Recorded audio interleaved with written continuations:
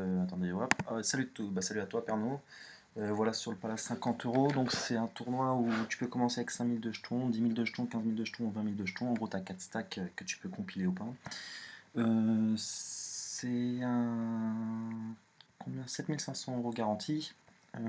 Voilà, qu'est-ce qu'il y a d'autre à dire? Bon, il y a que 57 joueurs pour l'instant. Et qu'est-ce qu'on peut dire d'autre? Bah voilà, 2250 € à la gagne. Voilà, c'est important, c'est des niveaux de 10 minutes. Donc autant au début on est deep, on a 400 blindes, puis bon bah ça va être quand même c'est quand même assez rapide au final. Il y a combien de joueurs qui seront payés? Il y en aura un peu plus, je pense une quinzaine au final, puisqu'on est lundi soir et que ça risque quand même d'arriver un peu plus tard. Qu'est-ce qui s'est passé pour l'instant? Qu'est-ce qui s'est. Bah, je vais te le dire, je vais vous le dire.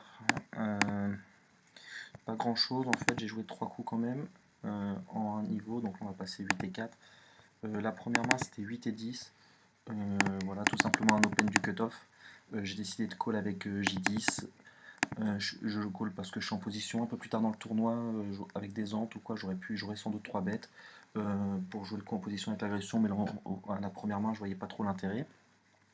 Et puis donc voilà. Là il décide de pas 6 bêtes, du coup je prends le lead. Il passe. S'il avait 6 bêtes, j'aurais sans doute float, même si c'est le premier niveau. Autant en live, je l'aurais pas fait, mais en online, je pense que vu que c'est assez turbo, du coup, j'aime bien le faire parce qu'il va souvent 6 bêtes sur ce genre de flop. Et il y a pas mal de turns qui peuvent l'embêter. Donc voilà, ça c'était la première main. Après, qu'est-ce qu'il y a eu? Il y a une autre main aussi qui était intéressante en fait, c'était celle-ci. Merde, pas celle-là exactement. Donc là, j'ai Dame Valet. Je décide d'open de 2.5x. Je suis collé par les blindes. Arrive ce flop, donc check, et puis moi je décide de pas si bête, j'ai pas trop de value. C'est dans un multi-way, je vais jouer mon équité. Surtout que j'ai un backdoor flush et un backdoor straight, donc j'ai encore. Je préfère. J'ai pas 3 barrels de value, donc je vois pas l'intérêt trop de 6 bêtes maintenant. Arrive une carte qui est ni bonne ni mauvaise, parce qu'elle renforce quand même leur range, mais elle m'ouvre donc les deux draws. Du coup, ben, si personne ne mise, je vais bien sûr miser en value, puisque c'est-à-dire qu'ils n'auront probablement pas touché. Didi la frite qui mise une fois, c'est que donc bien sûr on va payer une fois. Et qu'est-ce qui se passe à la river? Et à la river c'est une brique totale, donc il mise et je décide de fold. Pour moi il a souvent un as, et puis peut-être même un roi. De toute façon ça change pas grand chose. En tout cas je vois pas bête avec moins bien que la dame, mais on peut pas le faire passer, donc du coup voilà. Qu'est-ce qu'il y a d'autre? Ben voilà, et puis c'était donc voilà, et donc là je suis à 19 510, donc j'ai quasiment pas rien perdu, rien gagné. On est déjà au niveau 2, donc ça a quand même un intérêt. Puisque voilà, le niveau, comme je viens de dire, c'est 10 minutes, donc c'est quand même assez rapide, faut pas s'endormir. Je connais aucun joueur. Et voilà, donc maintenant on va jouer en direct. Il y a eu assez un autre coup, je crois, que j'ai pas gagné. Ouais, c'était celui-là, je crois. Mais j'étais en train de lancer le record, donc du coup, est-ce que j'aurais fait ça autrement? Je suis UTG, Roi Valet, j'open. Ah oui, voilà, il me 3 bêtes, enfin il me 3 bêtes tellement peu cher que même s'il crush ma range, enfin je vois pas l'intérêt de pas payer. Donc on y va, on va voir le flop, il n'y a rien, il continue de bet, donc j'abandonne. Concernant l'open UTG en 6 max, je pense que c'est faisable. Après c'est pas non plus. C'est pas une main que j'affectionne particulièrement, UTG en early position, mais bon, c'est vrai que dans un tournoi turbo ou en 6 max, je pense quand même que ça se justifie, à défaut d'être le meilleur spot du monde. Voilà, et puis ben voilà. Là par contre, je crois que j'ai tout dit, et du coup, on veut bien lancer maintenant. Donc ça changera de la première vidéo avec le triomphe qui était, je trouve, un petit peu longue à regarder, manque un peu d'action. Là, je pense qu'en 6 max, ça va être un peu plus intéressant, un peu plus dynamique. Je vais essayer d'être aussi dans ma voix et dans mes commentaires un peu plus dynamique. Essayer de dire moins de bêtises, moins d'erreurs de langage. On va dire que j'ai pris le premier pour un entraînement, puis là on va essayer de faire mieux, quoi. Et puis on va quand même essayer d'analyser les joueurs si on en voit. Tout ce qu'on peut constater pour l'instant, c'est que lui nous a 3 bêtes avec un. C'était lui, il me semble. C'était cette Sky, ouais, qui nous a fait un 3 bet un peu bizarre, mine 3 bêtes en dehors de position. On va être attentif à ce joueur, c'est peut-être un joueur fantaisiste. On va voir, on va voir. A5 en small blind, en début de tournoi, on va regarder ce qui se passe.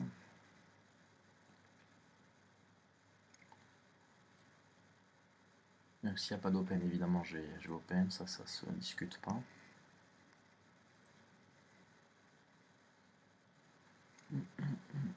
Si Taz open, je vais sans doute call.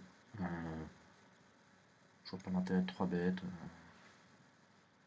Et je trouve que c'est une trop belle main pour passer. Parce qu'on va pas faire beaucoup d'erreurs, même en dehors de position. Donc voilà, là je peux mettre doigt 2.5 me semble correct. Je suis payé sur ce flop, j'ai pas envie. En bataille de blinde, j'ai diminué ma fréquence de 6 bêtes, mais là le flop est trop beau quoi. Enfin trop beau. Ce serait dommage de pas le 6 bet, on a un straight backdoor et une overcard. Et puis il y a quand même c'est un flop avec une carte haute et 2 cartes basses, donc du coup on va quand même assez souvent gagner le coup. Si ça avait été par exemple le roi, dame 6, par contre j'aurais pas 6 bêtes. En début de tournoi, si j'open pas systématiquement, je suis pas quelqu'un qui d'une manière générale de toute façon open systématiquement les boutons.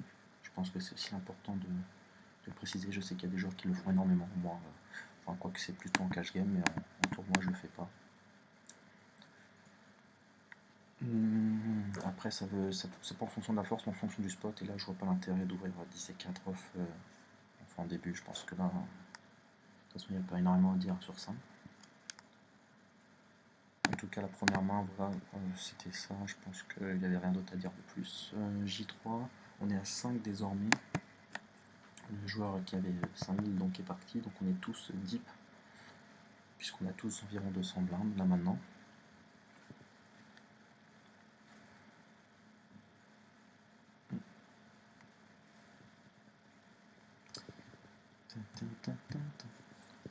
En fond, j'ai mis Nujabes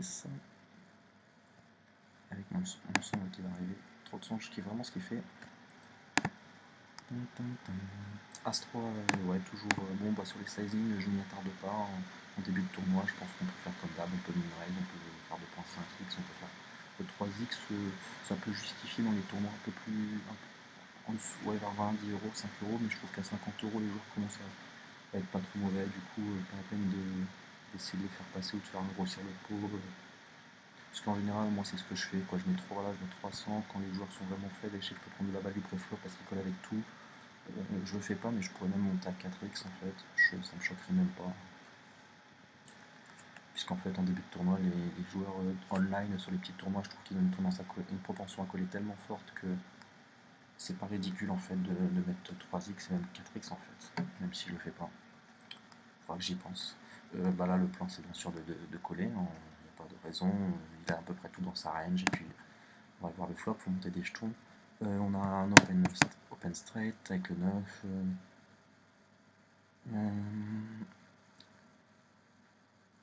À vrai dire, j'aime pas trop just check maintenant. Il va sans doute 6 bet, il va 6 bet toute sa range à peu près. Et je préfère en fait check raise ici quand il va miser. La seule chose qui peut me faire je pense que c'est soit fold soit check raise. Je trouve que jouer juste le 9 n'a pas beaucoup d'intérêt ici. On va être souvent emmerdé turn, on va pas trop savoir quoi faire, même si on touche une dame. Donc du coup, je trouve que le check raise monte plus de force et on va pouvoir barrer la turn tranquillement. Pas mal de turns, tous les cœurs, et puis souvent il va passer parce que lui il aura rien quoi. Voilà, ça c'est. Est-ce que j'ai été clair sur ça? En fait, c'est que là, en fait, toutes les options sont valables. Le fold est bien sûr valable parce qu'en début de tournoi, pas la peine de s'emporter dans un coup, je pense, trop compliqué, même si, comme je le redis, mais vu que j'estime que c'est un peu turbo, faut quand même se bouger un peu le derrière. C'est. Alors, j'ai joué ce coup, bien sûr, je vais open. Bon,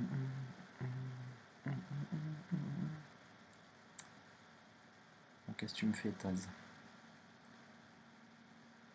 Et après, j'expliquerai pourquoi j'ai préféré check raise maintenant plutôt que just call, même si en fait just call me paraît pas. Ok, on va voir s'il y en a une main là, sinon après je reviens sur l'autre coup. Ok. Donc là, en fait, si je just call en fait sur ce flop, en fait, je vais lui laisser encore l'initiative à la turn de mettre un barrel. Et, si je touche une dame, un valet, je serai quand même un petit peu emmerdé. Je vais rentrer dans un coup où je ne saurais pas trop où me situer. Si c'est jouer juste l'équité avec le 9, je trouve pas que ça soit formidable. Donc du coup, je préfère prendre l'initiative du coup, montrer plus de force parce que premièrement, on va lui faire passer une tonne de mains parce que dans en 5 dead, forcément, il n'a pas grand chose, il a toutes les paires. Euh, il a des brodeaux, il a une tonne de mains qui va pas pouvoir assumer le check raise. Et en plus de ça, il y a pas mal de mains qui vont pas assumer un barrel à la turn sur des neufs, sur des cœurs, sur des overcards. Donc voilà quoi.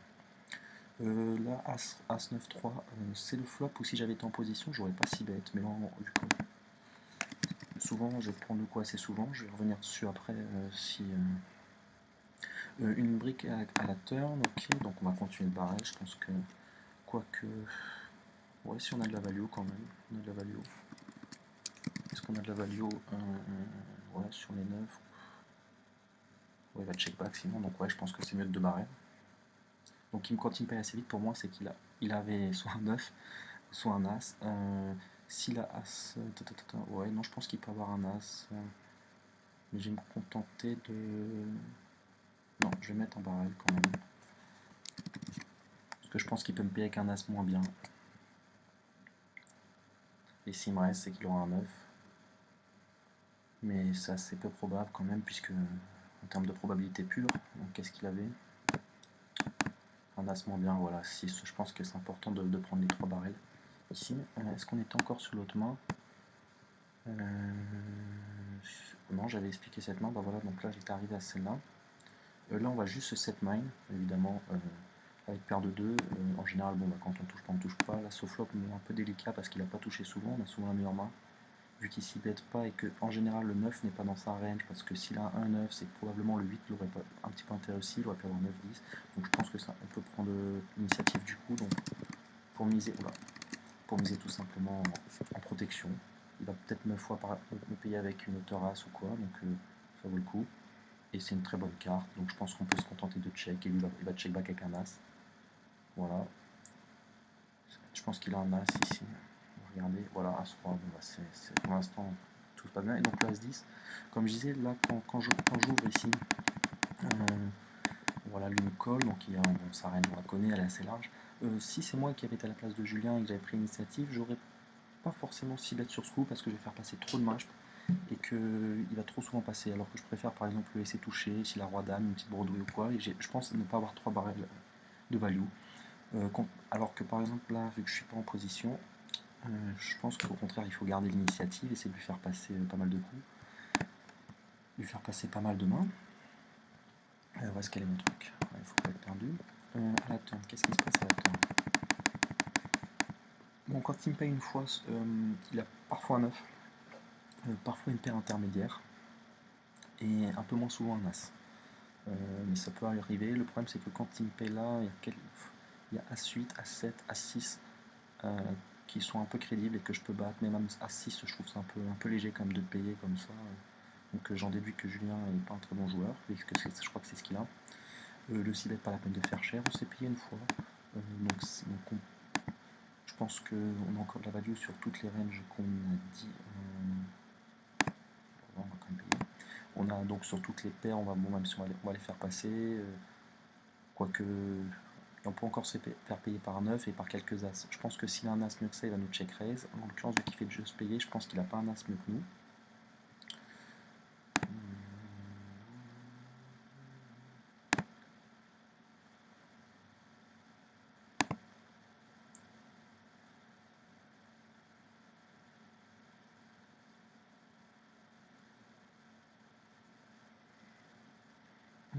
Et puis après, on va revenir à la décision river. Voilà, quand il check back, en général, il a un as. Parce que j'essaie de voler le coup. J'essaie de voler le coup et s'il me paye avec hauteur as, bien joué. Je vais essayer de représenter le valet. Half pot, ça me semble crédible. J'ai des valets dans ma range. La preuve, hein, j'ai dame 10. Ok, ça c'est bien. on va passer. Et donc là, qu'est-ce qui se passe quand il me just call? En général, donc il a plus de paire intermédiaire, il a sans doute pas paire de 10, paire de. Il y a paire de 10 à la rigueur, qui était pas obligé de 3 bêtes, parce que je pense que paire de valet, c'est l'aurait 3 bêtes, donc il y a paire de 10 crédible, mais vu que j'en ai un, ça réduit un petit peu, donc souvent il y a des 9 ou des as. Même des 9, bon, s'il y a des 9. Et quand il y a un 9 qui tombe, ça réduit les chances qu'il ait un 9, donc souvent il a un as. Et je pense que s'il avait as, dame, as, roi, il m'aurait 3 bêtes, donc il n'y a que as, valet qui me bat. Donc je pense qu'on domine toute sa range d'as.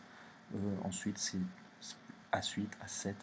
Et moi je ne serais pas descendu jusqu'à as6 quand même, pour être honnête, mais bon, apparemment il avait as6, hein, je crois, c'est ça. Donc voilà, donc c'est pour ça que c'était intéressant selon moi de. Il y avait oui, quoi qu'il y avait As4 et As5. En fait, c'est avec que As6 qui pour moi n'était pas trop crédible de payer dans cette position, mais il y avait As4 et pareil, et As5 pareil. Pourquoi pas. Donc voilà, et puis après le coup avec dame 10, j'ai hésité à 3 bêtes, mais en fait j'ai préféré jouer le coup en position de la même façon que tout à l'heure. Et là, quand il mise pas, en fait, je trouve ça un petit peu inquiétant, comme je l'avais dit dans l'autre vidéo. C'est un flop qu'on va s'y bête tellement systématiquement qu'en fait, quand il s'y bête pas, je me dis qu'il a beaucoup d'équité. Alors, ça peut être parfois brelan droit, brelan, quoi, peut-être pas brelan de 4, mais en fait, ouais, brelan droit, as roi, tellement fort qu'en fait, il a pas envie il a envie de me laisser toucher. Parce que c'est le genre de flop où en fait, on va gagner tellement le coup souvent quand on s'y bête qu'il n'y a pas d'intérêt à pas le s'y bête en fait. Puisque la preuve, j'aurais foldé, donc il le fait pas. Par contre, quand il mise pas là, ça veut rien, ça représente, pour moi, ça représente un abandon. Et sur le valet, il ne représente pas, donc on va essayer de représenter. Et s'il veut recoller avec hauteur as, bon, on le laisse faire, mais je pense que ça vaut le coup d'essayer de prendre le pot, quoi. Bon, j'espère que j'étais clair pour l'instant. C'est pas.